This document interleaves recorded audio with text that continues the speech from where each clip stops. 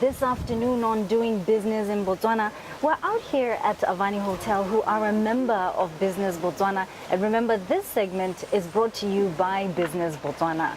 This afternoon, we have in our makeshift studio our manufacturing sector chairperson, Mr. Mike Joyner. Good afternoon to you, sir. Welcome to the show. Good afternoon, Cathy, and thank you very much for the opportunity of being part of your show. Let's get straight to it and get an understanding of the manufacturing sector part of Business Botswana. What's your mandate? What do you do? Manufacturing sector, in many respects, is one of the biggest sectors in terms of the numbers of companies in that. But when you look at the contribution to GDP, in 2018, I think it was 5.6%. Now, 5.6%, I think, tells a story. And that is what Business Botswana is all about. We want in our members now to become a bigger contributing factor in the economy.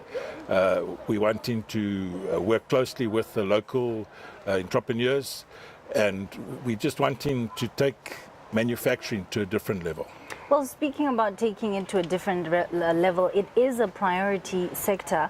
I want to know what Business Botswana is advocating for in order to ensure that the sector actually contributes. You know, 5.6% is pretty small. We want that figure to be bigger. Definitely. The role of the manufacturing sector, if you look at Botswana, there's not many big manufacturing companies.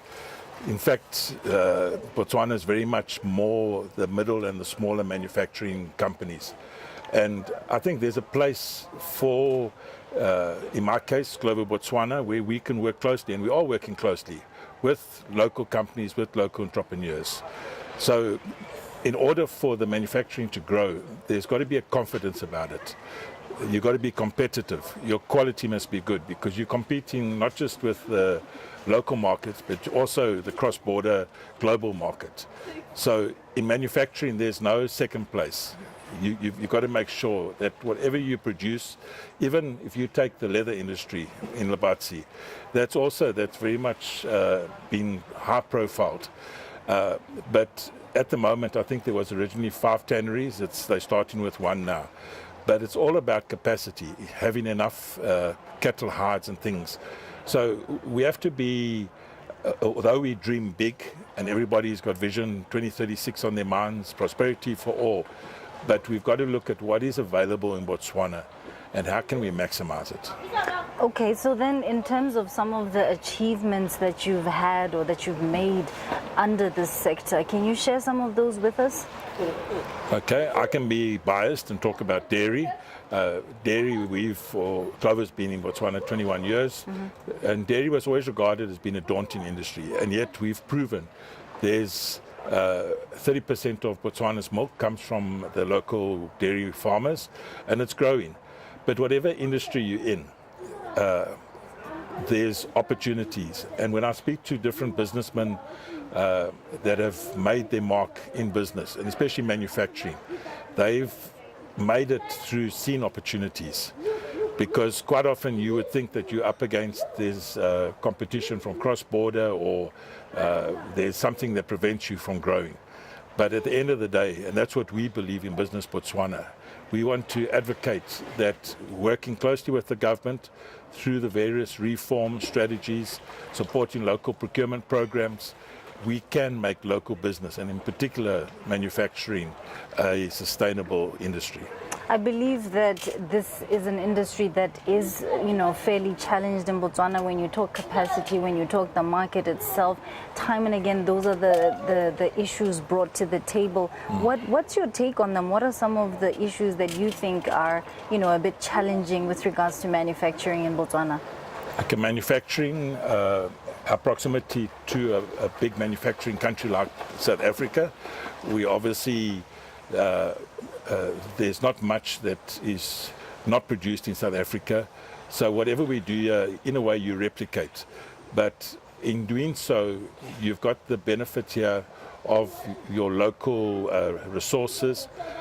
If you look at the number of graduates available in Botswana, you've got human resources. The one thing that is a bit of a barrier, and I think to all manufacturing, is scarcity of skills of technical, of your artisans, your engineering. And that's a big opportunity. And what we're trying to do through Business Botswana is to encourage the establishment of apprentice schools that will deliver those local citizens with the right skills.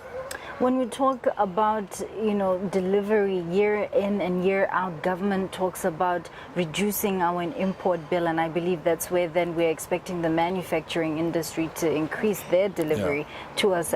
What are you as a sector doing to ensure that the local industry is actually protected or capacitated enough to be able to assist with that so we can reduce the import bill? There's a lot of things that are already in place. I know with dairy, the importation of long life milk, there is the importation protection scheme for the infancy protection to allow the local dairy processors to get on their feet and to be able to compete with cross-border imports. Bottling in August last year, the border was closed for the importation of natural and mineral water, which has been a very important factor, because now the local water bottlers are able to compete in their own backyard and not have to worry about products coming across the border. So it's important to have protection. It can be one of two things. It can empower you, but it must be seen as a short term.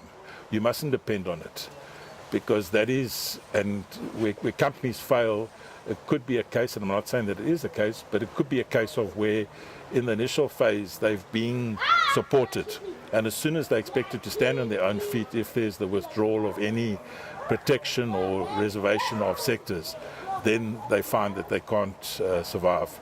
So that's very important on the one side. The other is where the entrepreneurs and the SMEs, where they get the funding through CEDA, LEA, and they are able to establish themselves.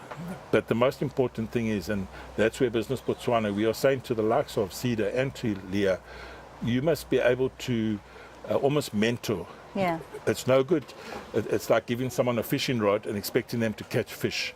If there's no water in the dam, you're not going to catch fish. So that's where, with the various role players, if we work together, we can definitely, but you can't expect someone to be able to survive if they are not allowed to grow and to develop in their own time. Let's talk about some of the aspirations, especially with manufacturing. You're talking about growing and developing, which is what we want to do. Yeah. But with regards to the manufacturing sector within Business Botswana, what are some of your aspirations going forward? Okay, within this year, I've been chairman now for just short of a year.